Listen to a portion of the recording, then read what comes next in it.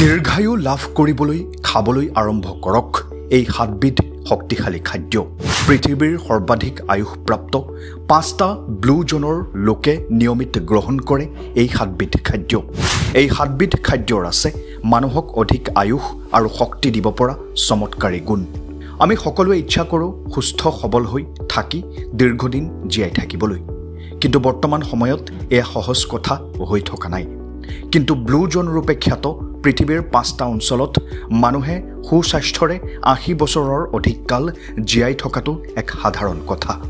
এই সকল লোকৰ দীৰ্ঘায়ু আৰু সুস্বাস্থ্যৰ এক অন্যতম প্ৰধান কাৰণ হৈছে তেওঁলোকৰ খাদ্যাভ্যাস। তেওঁলোকে নিয়মিত খোৱা 7বিধ খাদ্য যদি আমি আমাৰ খাদ্যাভ্যাসত অন্তৰ্ভুক্ত কৰোঁ, তেন্তে নিশ্চয় আমিও যথেষ্ট উপকৃত হ'ম আৰু স্বাস্থ্য ভাল হোৱাৰ লগতে বৃদ্ধি হ'ব আয়ুস। 1.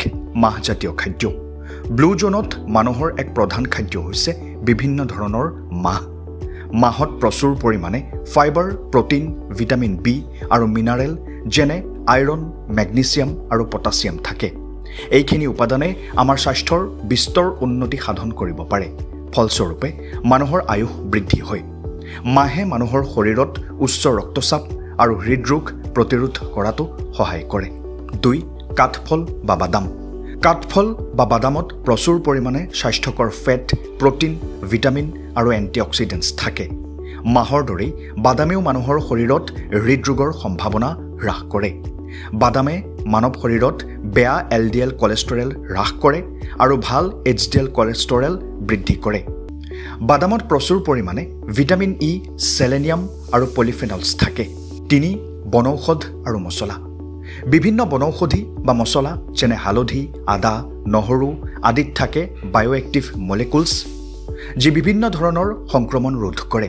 হৃদযন্ত্ৰ, মগজু আৰু লিভাৰত হোৱা বহু সংক্ৰমণ ৰোধ কৰাত সহায় কৰে এই বনৌষধি আৰু মছলাসমূহত থকা ঔষধি উপাদানসমূহে। তদুপৰি কিছুমান বনৌষধি আৰু মছলাই মানৱ শৰীৰত ৰক্ত শৰ্কৰা হ্ৰাস কৰি ডায়েবেটিছ ৰোগ প্ৰতিৰোধ কৰাটো সহায় কৰে।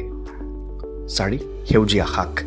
সেউজীয়া শাক মানৱ শৰীৰৰ বাবে অতি উপকাৰী।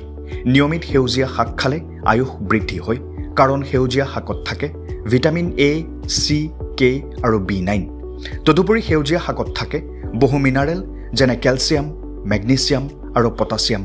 সেউজীয়া শাকত থকা নাইট্ৰেটে হৃদৰোগ প্ৰতিৰোধ কৰিব পাৰে, ফলত মানুহে দীঘল আয়ুস লাভ কৰে। 5. Olive oil.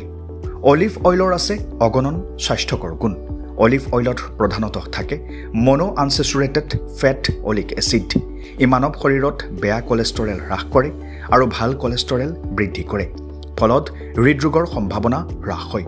তদুপৰি অলিভ অইলত থাকে ভিটামিন ই, কেৰাটিনইডছ আদি উপকাৰী উপাদান।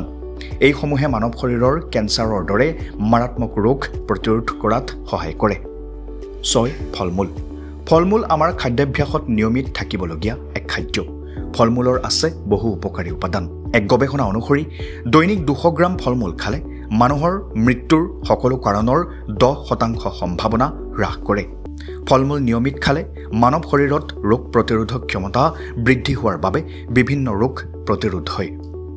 7. মাছ। সপ্তাহত কমেও 140 গ্ৰাম মাছ খালে শৰীৰৰ বহু উপকাৰ সাধন হয়।